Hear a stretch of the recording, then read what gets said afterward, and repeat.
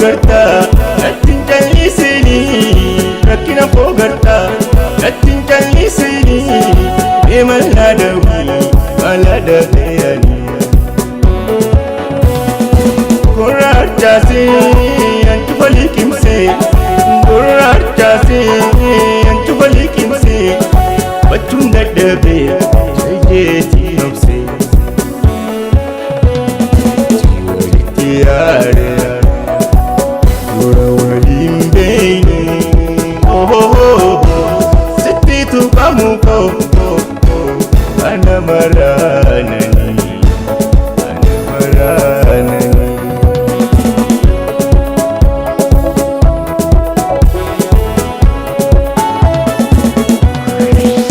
Egani tu sene Rasa warakasi we Egani tu sene Rasa warakasi we Maljeti malhima Wani nanjaladde Sinjaladde sogu Yomi walaleti Sinjaladde sogu Yomi walaleti Anjalati moti male Kam kamuhu arketi Jala amantana Kasifi yakana Kaniti iflaki se ana Jala amantana Kasifi yakana Kaniti iflaki se ana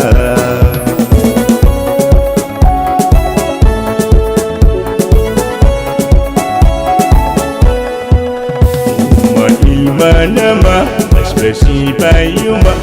umma duma. Anko sabin uma, si bareche uma, si badasi uma. Intelo garisho, spahiti kashuman dawata fulafe. Adunguya iti, alkana bari husnumanin kufne dawiti.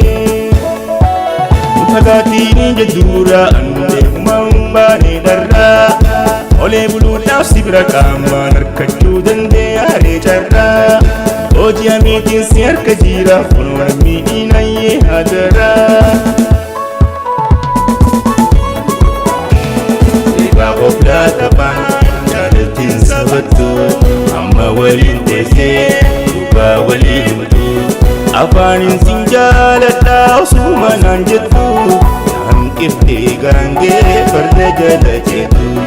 Afanin sinjalata usuma nanjetu Nan kifte garange farda jalajetu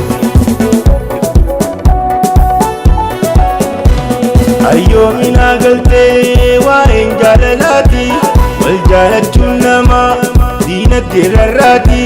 Waada baafi yookaan ala amalati Lameen irraatamii naganteeffati Lameen irraatamii naganteeffati Lameen irraatamii naganteeffati Lameen irraatamii